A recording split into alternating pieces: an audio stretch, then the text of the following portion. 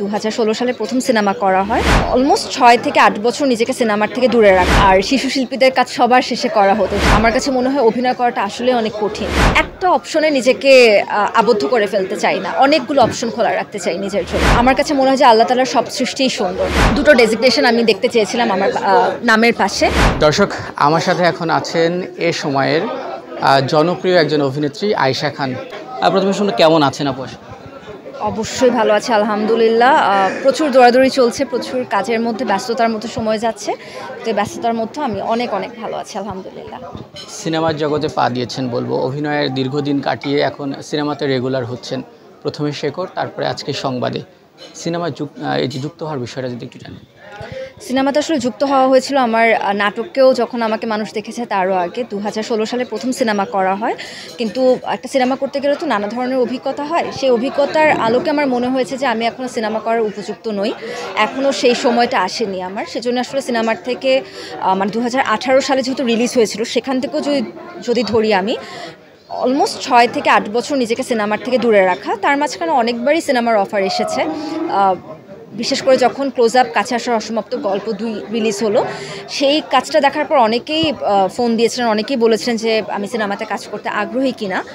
তখনও যেমন নিজেকে প্রস্তুত মনে হয়নি, এখনও নিজেকে প্রস্তুত মনে হচ্ছে না একেবারেই। কিন্তু কেন জানি মনে হচ্ছে এই গল্পগুলা আমি প্রস্তুত হয়ে যাবার পর হয়তো বা আসবে না, বা এখন আমার যে বয়স, সেটা পর্দাতে আমাকে দেখতে যে বয়সই লাগে সেই বয়সের কথাই বলি, বা আমার আসল বয়সের কথাই বলি, দুটার কোনোটাই আসলে থাকবে না। কারণ সময়ের সাথে সাথে আমিও বড় হব, আমার অভিনয়ের মধ্যেও ম্যাচুরিটি আসবে। তখন হয়তো বা এই 1871 সালের একটা গল্পের একটা চরিত্রের জন্য, রূপা চরিত্রের জন্য আমি হয়তো বা তখন তাকে উপযোগী হব না। সেজন্যই আসলে মনে হয়েছে যে থাক, এত কিছু না ভেবে বরং যেহেতু আমার স্ক্রিপ্টটা পছন্দ হয়েছে, চরিত্রটা পছন্দ হয়েছে, নির্মাতার কাজ আমার পছন্দ, সেটা প্রসূন ভাইয়ের কথা বলি অথবা আরমান ভাইয়ের কথা বলি, দুজন নির্মাতার কাজই আমার পছন্দ। সেই জায়গা থেকে আসলে অনেক কিছু না ভেবে, অনেক ক্যালকুলেশন না করে যুক্ত হয়ে যাওয়া। আমি যতদূর জানি 2005-এ শিশু শিল্পী হিসেবে কাজ শুরু বৃন্দাবন দাসের রচনায়।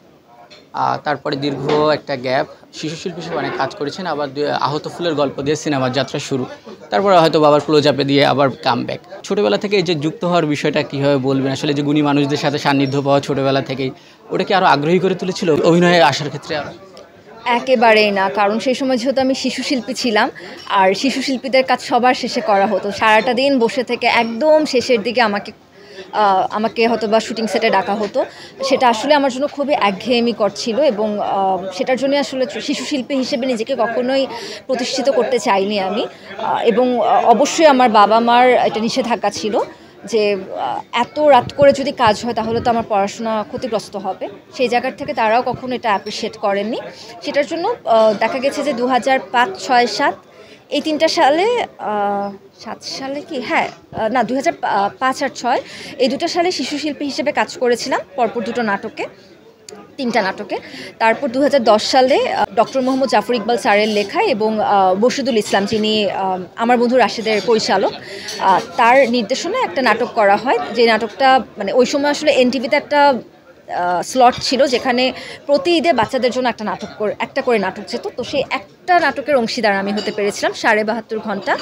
পরবর্তীতে যখন ইউটিউব হাতের মুঠোয় চলে আসে, তখন দেখি যে ওই নাটকটাতে আমার চরিত্রটি সবাই খুব পছন্দ করে, ঋতু চরিত্রটি নিয়ে অনেক প্রশংসা করা হয়। এমনকি যখন আরেকটু বড় হয়ে পর্দায় ধরা দিই, তখনও অনেকে 72.5 ঘন্টার কথা বলেন যে এই কি 72.5 ঘন্টা সেই ঋতু। এই বিষয়টা ভীষণ ভালো লেগেছিল, কিন্তু নাটকে অভিনয় করবো এক কথায়, সেটার ইচ্ছা আসলে কখনোই ছিল না শুরুর থেকে।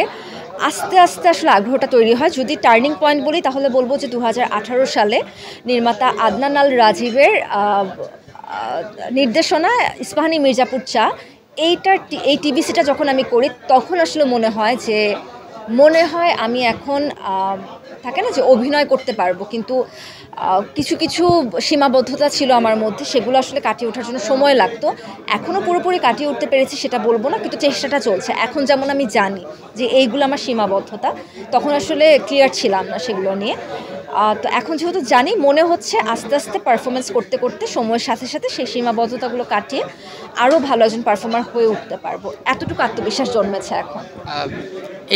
এই ক্যারিয়ারে একই সাথে মডেল, একই সাথে উপস্থাপিকা, একই সাথে অভিনেত্রী, তিনটা জায়গা কি ব্যালেন্স করতে কষ্ট হয়ে যায় কিনা মাঝে মাঝে? একেবারেই না, কারণ তিনটা যখন করি তিনটা একদম তিন ধরনের সময় ব্যবধান নিয়ে করা হয়। উপস্থাপনাটা আসলে এটা আমি সবসময় আমার বলতে ভালো লাগে যে আমি প্রফেশনালি আমি একজন উপস্থাপিকা এবং পার্ট টাইম আমি একজন অ্যাক্টর, এটা বলতে ভালো লাগে। কারণ আমার কাছে মনে হয় অভিনয় করাটা আসলে অনেক কঠিন, কারণ একটা লম্বা সময় ধরে আমি একটা চরিত্রের সাথে থাকবো, একটা চরিত্রের মধ্যে থাকবো।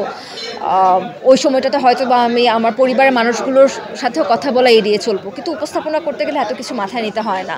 কয়েক ঘন্টার একটা কাজ, কয়েক ঘন্টার একটা রিসার্চ, তারপর সেটাকে দর্শকের সামনে তুলে ধরা, এতটুকুই কাজ। উপস্থাপনাটা আমার কাছে মনে হয় যে এটা আমাকে রিফ্রেশ করে তোলে, সবসময় বুস্ট আপ করে আমাকে। আগে বলেছিলেন আপনাকে নায়িকা বললে আপনি অনেকটা লজ্জা পান, আসলে কারণটা কি? এটা বললে হয়তো বা অনেকে কষ্ট পাবেন। আমাদের এখানে অনেকেই আছেন যারা নায়িকা ওয়ার্ডটা কিছুটা তাচ্ছিল্যকর সুরে বলেন, যেটা আসলে আমার ব্যক্তিগতভাবে পছন্দ না। আর যারা সম্মানটা রেখে বলেন তারা বলেও লজ্জা পায়, কারণ তখন মনে হয় যে নায়িকা তো আসলে একটা রোল। আমি আসলে একটা চরিত্র প্লে করতে চাই না, আমি অনেক চরিত্র, যদি পুরো পৃথিবীতে 1 কোটি চরিত্র প্লে করার সুযোগ থাকে আমি সেই 1 কোটি চরিত্রেই প্লে করতে চাই, জীবনে একবার হলেও। তো নায়িকা তো আসলে একটা ফ্রেমে বাঁধা থাকে, তাকে নায়িকা ছাড়া অন্য কিছু আমরা দেখতে পারি না আসলে। আমার কাছে মনে হয় যে নায়িকার ক্ষেত্রে তার পারফরমেন্সের সুযোগটা হয়তো বা কম থাকে। আই মাইট বি রং, আমি ভুলও হতে পারি, আমার এই ধারণাটা ভুল হতে পারে, কিন্তু এই মুহূর্তে এসে আমার মনে হয় যে আমি যদি নিজেকে একজন পারফর্মার দাবি করি তাহলে হয়তো বা আমার থাকে না, পারফরমেন্স করার সুযোগটা অনেক থাকে। আমি চাইলেই যে কোনো চরিত্রে পারফর্ম করতে পারি, আমার হাতে অনেকগুলো অপশন থাকে। কিন্তু নায়িকা বলে না, অপশনটা একটা মাত্র অপশন, একটা অপশনে নিজেকে আবদ্ধ করে ফেলতে চাই না, অনেকগুলো অপশন খোলা রাখতে চাই নিজের জন্য। সেজন্য কিছুটা লজ্জাবোধ করি এবং কিছুটা মন খারাপও হয় মাঝে মাঝে, এটা সত্যি। দর্শকরা আপনার মায়াভরা চোখ, নজরকাড়া হাসি এবং আপনার যে বাচনভঙ্গি উপস্থাপনার ক্ষেত্রে এগুলো খুবই মুগ্ধ এবং খুবই পছন্দ করে। সেক্ষেত্রে যদি আয়েশা খানকে নিজেই বলতে বলি, আপনার এই যে এতগুলোর মধ্যে কোন জিনিসটা আপনার বেশি পছন্দের? দেখুন, হাসি, চোখ, যা কিছু বললেন, মানে আমার বাহ্যিক যে অবয়বটা দেখা যাচ্ছে এটা তো আসলে আল্লাহর দান। এটা চাইলেও আমি এটা নিয়ে আমি কোনো মন্তব্য করতে পারি না, কারণ এটা উপরওয়ালার থেকে পাওয়া। এবং আল্লাহ তাআলা, আমার কাছে মনে হয় যে আল্লাহ তাআলার সব সৃষ্টিই সুন্দর। আমি যদি যেরকমভাবে আমাকে দেখা যাচ্ছে, আমি যদি এরকম না হয় আমাকে যদি অন্যরকমভাবে পাঠাতেন, আমি মনে করি সেটাও আমার কাছে অ্যাকসেপ্টেবল হতো, গ্রহণযোগ্যতা পেত। এখন এর বাইরে আমার যেটা ভেতরের যে সৌন্দর্যটার কথা যদি বলি, তাহলে অবশ্যই বাচনভঙ্গিটা যেমন ছোটোবেলার থেকে আমাকে শিখতে হয়েছে। আমাকে এটা অনেকবারই এই প্রশ্নের সম্মুখীন হতে হয় যে তুমি সবসময় মনে হচ্ছে উপস্থাপনা করো, কিন্তু আসলে তা না। আমার পরিবারের সবাই আসলে শুদ্ধভাবে কথা বলে। ছোটোবেলা থেকে আমরা এই পরিবেশেই বড় হয়েছি। আমি যে স্কুলে পড়েছি, YWCA higher secondary girls school and college, সেখানে সবাই শুদ্ধভাবে কথা বলতো। তো আমার সেজন্য শুদ্ধভাবে কথা বলতেই ভালো লাগে, এটাই আমার চর্চার বিষয় হয়ে গিয়েছে। আর ছোটোবেলা থেকে আসলে দুটো ডেজিগনেশন আমি দেখতে চেয়েছিলাম আমার নামের পাশে, সেখানে কেন জানি উপস্থাপনা বা খবর পড়াটা আমাকে খুব টানতো। সেজন্যই বোধ হয় যে ওটা আসলে এখনও রয়ে গেছে আমার মধ্যে। আমার সুস্পষ্টভাবে কথা বলতেই ভালো লাগে, আমার এই শুদ্ধ উচ্চারণ চর্চাটা চালিয়ে যেতেই ভালো লাগে।